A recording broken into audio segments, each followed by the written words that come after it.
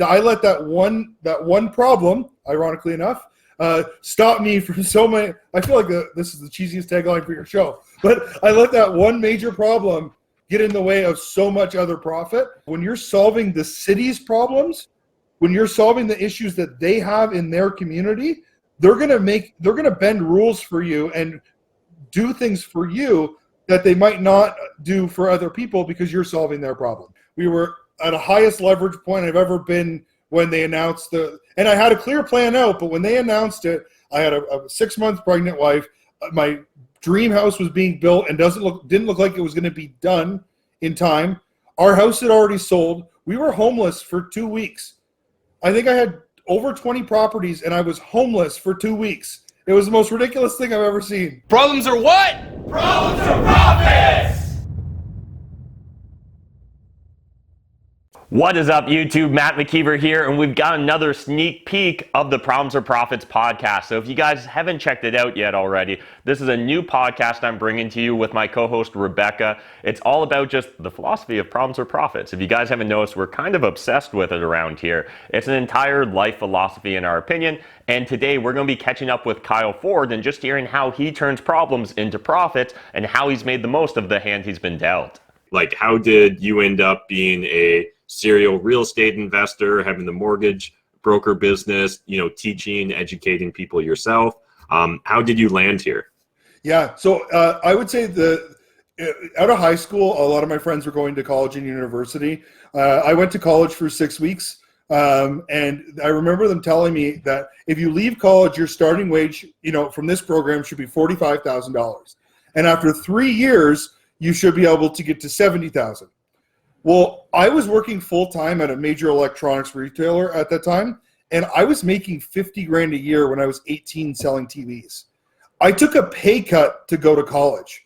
And right there, and I'm sitting there listening to the professor say, you're going to make 45 when you're done. I was like, I'm already making 50, and I'm on track to management. So right there, the college route, not that it's not great for a lot of people, I decided to drop out, and I went into sales. 3 years into sales, I ended up selling one of the VPs at Sun Life, a TV, and he got me into financial advising. So became a financial advisor at 22 and really started to learn about money and economics and financial planning, but also started to really not like what I was seeing. The people that I thought were the most successful and had the highest net worth and I thought we're set for retirement. I started looking up the skirt of their retirement plan, and it wasn't pretty. It wasn't what I thought it was going to be. So from there, I started seeking better information. So started looking in the I guess I'll call it the private education mentor space, and seeking people who are having success and creating wealth. Not only what I felt was in a more secure method, but faster and achieving financial freedom faster. So that's where I got my start and learning about real estate was in the financial space, learning what people were being told to do and seeing that it wasn't really working and that there had to be a better way. So that's where I got into private education, real estate, learning about how to invest. And, the first thing I thought I needed to do was buy a house and flip it. Flipping's a great strategy, but not where I started. Right, I did a bunch of other strategies specifically around rental properties when I started. So, awesome. Yeah, I really appreciate that, Kyle. And I just want to dig a little bit deeper because now being the age I am, I've experienced a lot of this. But oftentimes when I'd hear people talking about those crazy happenstance mentorships, it sounds really frustrating. Okay, cool. I'll go sell TVs and then magically some dude's just going to fall into my lap and change my life. But at the same time, I've actually experienced those sort of moments too. And I think for someone that's really just starting out on the journey, it can be easy to think that oh, that was the lottery or, it'd be impossible to replicate it. But I imagine that there's probably a bunch of false starts or other opportunities. And it probably wasn't like this guy just literally saw you were special and then decided to do everything he could to change your life. There probably was a two-way street there. Do you mind just kind of talking about how that actually evolved and developed? Yeah, I was trying to do the 30-second elevator pitch there, but there was many opportunities before this that were presented in the when I was in the sales space. And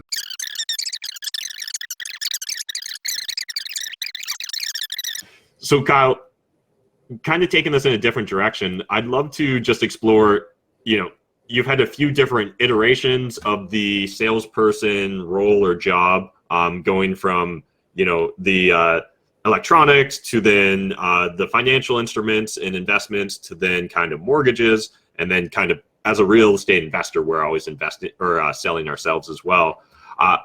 I think of sales as, a roller coaster with a lot of peaks and valleys, right? Like there's times where you're just like, this is the best thing ever. And then there's other times where you're like, oh my God, like everyone else in my life was right. This was a terrible decision.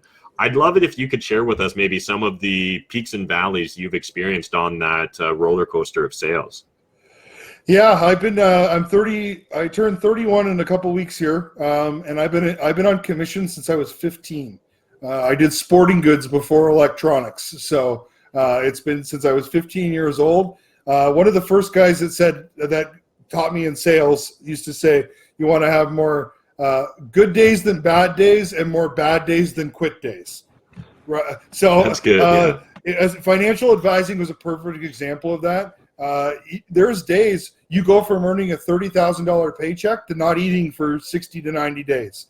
You go from, feeling like you're doing the biggest, best financial plan for somebody, and they're going to buy everything and they deny you, and you're questioning everything that you've done.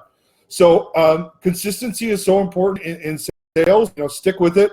Pick up, I hear you guys say it all the time, pick up the damn phone, talk to people, keep it rolling, keep the conversations going. And, I'm a big believer in the activity. If I focus on the activity and keep the sales funnel rolling, the deals will flush out.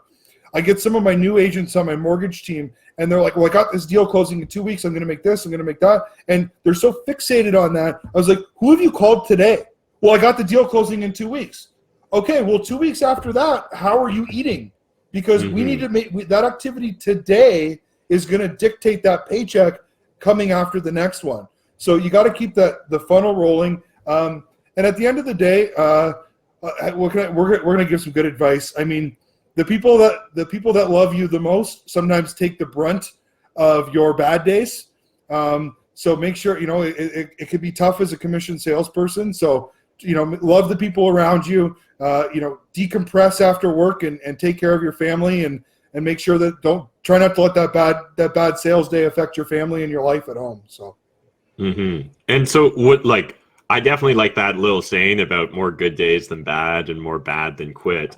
But on some of those darker days, was it just that vision of I need to add another comment to the bank account, or what was it the thing that really saw you through or kept you believing in the process? Because again, I 100% agree, especially sales is a contact sport, right? We talk about wholesaling, real estate investing is a contact sport. So it's about going out there and getting in contact with more people. But when your last contact just burned you or made you feel like shit, how did you hype yourself up to go have that next conversation and maybe get shot down again? Well,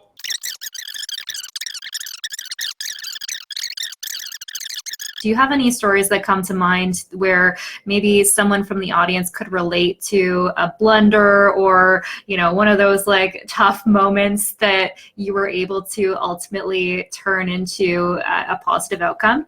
Yeah, I'll start with last year, with 2020. I went into 2020, with big lofty goals, and there was a few properties that I had that were supposed to be nice and clean refis. And once these refis were done, everything was going to be rosy. It ended up not going very well. And I had to basically stop buying for the first 6 months of 2020. And it completely stopped my growth phase of my business. And that seemed to me, I've been buying almost, a deal every 2 months for the past number of years before that. So telling my realtors that, hey, listen, I'm slowing down right now, or slowing things down felt like a major step back for me. But really it ended up being the best thing ever. With COVID, there was enough other things going on in the world. I ended up selling a couple properties, some underperforming properties that were dragging my portfolio down, which ended up allowing me to refinance other properties that I was struggling to refi. And that really put me in an amazing position in the second half of 2020, where I was in a buying position. I was ready to go. And we've talked about a couple of the projects that I have going on. I leveled up in a major, major way at the end of 2020. And I think what I thought at the time were these awful negatives of having to sell a couple properties and not refinance other properties ended up working out really, really well. So that was the start of 2020 and COVID. There was a couple of weeks or months there where I was really nervous. I mean, when COVID hit, we had a lot of private money borrowed. We were in probably the worst position you can imagine when a global pandemic breaks, and I was nervous for several weeks. And by the end of 2020, we are in the best position we've been going forward. So, and so Kyle, like, what you're describing there isn't necessarily that unique to a lot of real estate investors, and yet I noticed that a lot of real estate, there's a whole variety of responses to that, right? How do you keep yourself productive, right? Rather than just waiting, rather than just not sleeping, right? Rather than just staying up late at night, tossing and turning, being like, I can't sleep. I'm just going to stress myself out, work myself up into this entire state where nothing productive is going to be. How do you compartmentalize that? So I really leaned on my team. The one thing that I did, the one specific refi that I was struggling with was a commercial deal. And I have help and resources in commercial, but I'm not at that point was not a commercial broker expert. I hired a broker to represent me in that transaction. What that did is that was my biggest stressor, and where all my negativity and all my focus was going towards this one thing that I was struggling with. It cost me $22,000 in commission to hire this guy who'd been doing it for 35 years. I hired him to help me there, and I felt like this giant weight was lifted off everywhere else. I was clearer, and then I went focused on everything else and just paid this guy to do it. As he got through that for me and got that problem fixed, by the time he was done there, I was almost through everything else. And I let that one problem, ironically enough, stop me from so many. I feel like this is the cheesiest tagline for your show, but I let that one major problem get in the way of so much other profit. And by hiring someone to support me in that spot and admit that I didn't know as much as I thought I did about it, was really a big, not only weight off my back, but it allowed my whole portfolio to change and grow. Guys, like I said, the worst possible time, we were at a highest leverage point I've ever been when they announced and I had a clear plan out, but when they announced it, I had a 6-month pregnant wife. My dream house was being built and didn't look like it was going to be done in time. Our house had already sold. We were homeless for 2 weeks. I think I had over 20 properties and I was homeless for 2 weeks. It was the most ridiculous thing I've ever seen. It was crazy. So.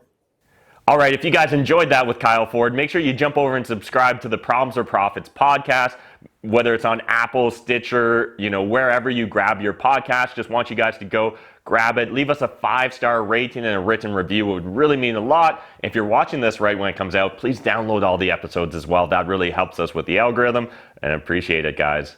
Problems are what? Problems or profits!